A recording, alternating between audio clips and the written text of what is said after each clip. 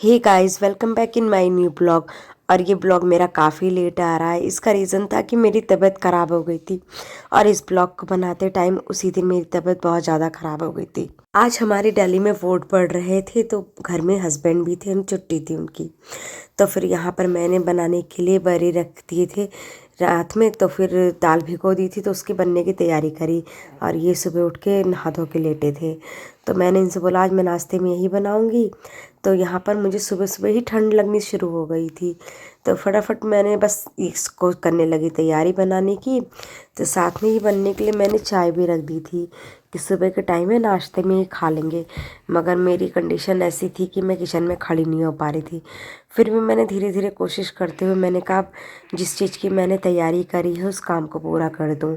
Guys वैसे खड़ा तो हुआ नहीं जा रहा था मगर फिर भी बनाना था तो फिर ये बड़े बना दिए। और पहली बार में ऐसा हुआ था ना कि तेल ज़्यादा पीने लगे क्योंकि बड़े अच्छे से जो दाल थी पिसी नहीं थी। तो फिर पहला घान तो मैंने किसी तरह बना के निकाल दिया था। उसके बाद में फिर जब उनको थोड़ा सा मैंने रखा तो थोड़ा तेल वगैरह उसमें से रिलीज़ हुआ। फिर बाकी की बढ़िया से बैटर को मैंने और अच्छे से मिक्सी में बढ़िया से पीस लिया ताकि इसको दोबारा मैं बना सकूं। फिर क्या था जो थोड़े थोड़े और बनाने थे जो इनमें तेल था उनको अलग कर दी बाकी की। फिर बाद में मैंने धीरे धीरे बनाई। और इस टाइम मेरे जुकाम के मारे मैंने सिर पे भी कपड़ा बांध रखा था क्योंकि आज सिर धुला था। मगर जुकाम इस टाइम इतनी तेज़ हो चुका था कि मैं कल शाम को दवाई जाके लाई थी और अभी तक मैंने दवाई नहीं खाई थी। और दवाई ना खाने की वजह से मेरी थोड़ी कंडीशन डाउन हो रही थी। तो बस मुझे लग रहा था फटाफट मैं नाश्ता बना के दे दूँ ताकि थोड़ा सा नाश्ता मैं भी कर लूँ। और यहाँ पर चाय वगैरह भी बन के तैयार हो चुकी थी। हस्बैंड वगैरह को तो मैंने पहले ही सबको चाय दे दी थी। तो बस फटाफट इसको मैंने सेक लिए क्योंकि खड़ा तो हुआ नहीं जा रहा था। और इसको सेकने के बाद में मैंने सबको दे दिया था। फिर लास्ट में थोड़ा सा प्लेन निकाल के लाके चाय के साथ बैठी खाने के लिए। मगर जुकाम और बुखार के कारण ऐसी हालत हो गई थी कि जैसे पहला बाइट टेस्ट करते ही मुझे बिल्कुल टेस्टलेस लगे।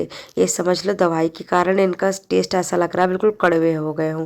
स्वाद ही नहीं आ रहा था। हरी चटनी बना ली उसके बाद भी फिर क्या मगर खाना था क्योंकि शरीर में इम्यूनिटी के लिए खाना पड़ेगा। और खांस खांस के तो बुरा हाल था। और यहाँ मैं दवाई जो कल शाम को लाई थी एक खुराक शाम को खाई थी बाकी अभी 2 खुराक रखी थी। तो फटाफट मैं खाने लगी दवाई। और दवाई खाने के बाद मेरी हालत तो और भी ज़्यादा हो गई थी ख़राब क्योंकि जहाँ से मैं दवाई लाती हूँ ये काफ़ी पावर की दवाई रहती है। उन्होंने पहले ही बोला था कि आप ये जो सर्दी जुकाम की दवाई है बुखार की इसको खा के आराम करना ज़्यादा से ज़्यादा। मगर मुझे इतनी ठंड लग रही थी कुछ समझ नहीं आया, बेचैनी हो रही थी। मैं ऊपर आ गई छत पे, सोची थोड़ी कंघी कर लूँ और फिर अभी चली जाऊँगी वोट डालने क्योंकि आज था वोट का दिन। मगर यहाँ पर मुझे ऊपर आके बड़ा धूप बहुत अच्छी लगी। वैसे धूप बहुत तेज़ थी मगर मुझे ठंड लग रही थी बुखार के कारण तो मुझे धूप यहाँ अच्छी लगी। मैं काफ़ी देर तक यहीं रुकी थी। थोड़ा बहुत यहाँ मैंने रेस्ट भी करा। उसके बाद में 2 बज गए थे। नीचे आई बच्चों को खाना पीना देने लगी। और यहाँ मेरी इस टाइम कंडीशन इतनी ज़्यादा डाउन हो गई थी मैं लेट गई थी आराम करने। करीब 4 बजे उठी और मेरी हालत इतनी ख़राब हो गई थी इस टाइम मैं बुखार में हो गई थी। दवाई खाने के बाद भी मुझे बुखार लगातार चढ़ रहा था। फिर क्या मैं गई जाके वोट दे के आई। वोट भी देना ज़रूरी था। हस्बैंड कह रहे छोड़ रहने दे। मैंने कोई बात नहीं, एक वोट मिला है तो फिर देने में क्या दिक्कत है। फिर यहाँ वोट दे के आई। फिर थोड़ी सी चाय वगैरह बनाई क्योंकि बुखार की वजह से आँख ही नहीं खोल रही थी। थोड़ी सी चाय वगैरह हस्बैंड को भी दी, खुद भी बनाई। और शाम को यहाँ पर ढुल्लो थोड़ा बहुत नाश्ता ले आई थी। उसके बाद में फिर मैंने खाना बनाया। मगर खाना जब खाने लेके बैठी आलू की भुजिया वगैरह वो तो ऐसा लग रहा है जैसे किसी ने सारे खाने में मुझे आज दवाई मिला के दे दी हो। खाया तो फिर भी नहीं जा रहा था मगर खाना पड़ा क्योंकि मेरे को बुखार इस टाइम बहुत ही ज़्यादा तेज़ था। आज के ब्लॉग में इतना ही, मिलते हैं नेक्स्ट ब्लॉग।